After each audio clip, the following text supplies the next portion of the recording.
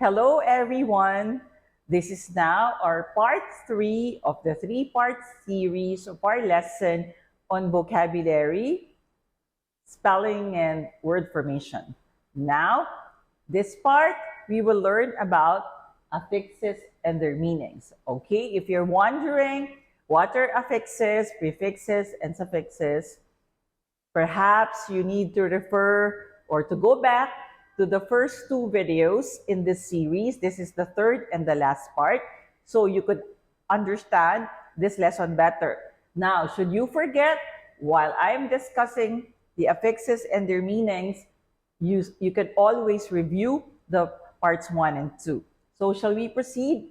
Now, let's begin with your prefix that means not. All right?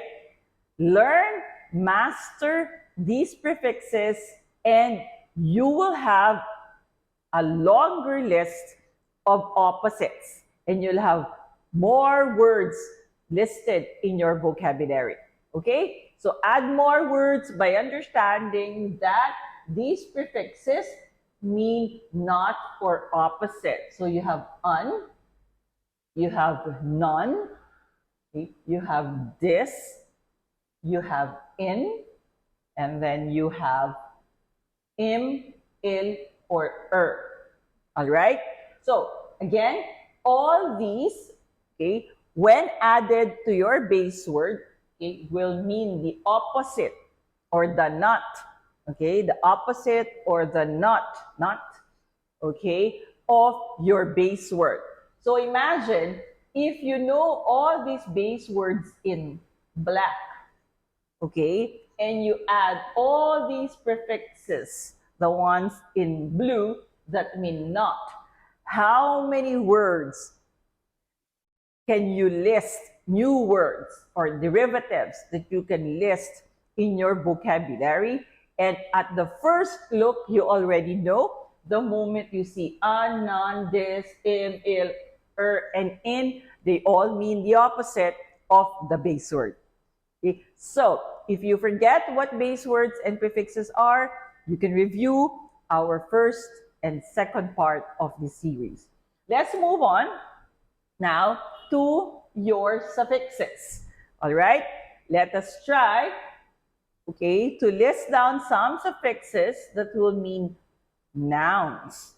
So when words end in ant, okay, like assistant, applicant, accountant, consultant, all these words ending in the suffix ant, all right, refer to nouns, okay, specifically name words for person, okay? So an assistant, an applicant, an accountant, or a consultant, okay, each one of them, okay, is a person. It's a noun or it's a name word for a person. Okay, let's get to know more suffixes that would also be referring to persons or people. So if you add ER, excuse that sound, if you add ER or OR, air and or, okay, to these example base words, you also come up with names of persons. And those, okay, are also nouns. So you have reader, butcher, employer, teacher, okay, instructor, conductor, director. So if you're familiar with the suffixes, again, imagine how many more words can you add to your own list of vocabulary. And the moment you see an, air, or suffixes, then you already have a clue that most likely these words are nouns and these words are names for persons.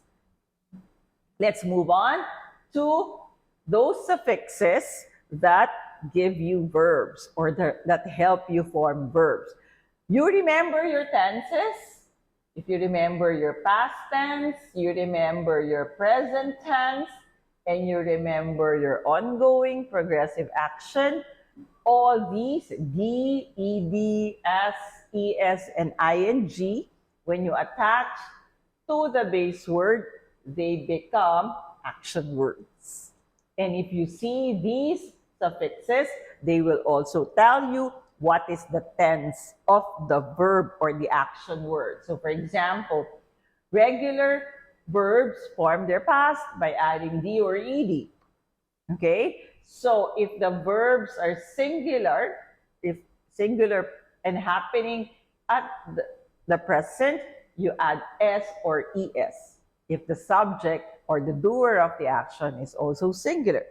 So this is your singular present, adding S or ES. So while you're listening and reading the screen right now, there are those words are action words ending in ing because it is going on right now. So your progressive or ongoing action, you can immediately see because they end in ing. All right? So we just had nouns. These are action words or verbs. The simplest that I can tell you, oh, by the way, sorry, before I move on to the next slide, this is not an ending, all right, for the tenses, but the en will make, okay, other words that are nouns or or adjectives. If you add the en, they become verbs. So short is an adjective, but if you add an en, it becomes a verb to make it short. So fright is a noun. If you add en, it becomes frighten, which becomes a verb too. All right. Now, dark is also an adjective, but if you add an en, it becomes darken, which also becomes an action word or a verb. All right. Again, en will not give you the tenses, but en will turn other base words that are not verbs into verbs. Since I have already mentioned short and dark as adjective, let us move on now to the next slide, okay, which would give you, okay, the simplest or the most common suffixes for adjectives. Full, helpful, careful, harmful, thankful. All these words ending in full, okay, again, the meaning, full means a lot, okay, and at the same time, they are turned into adjectives or describing words. Now, since we are in describing words, okay, how do I then make or help you make the opposite of these words?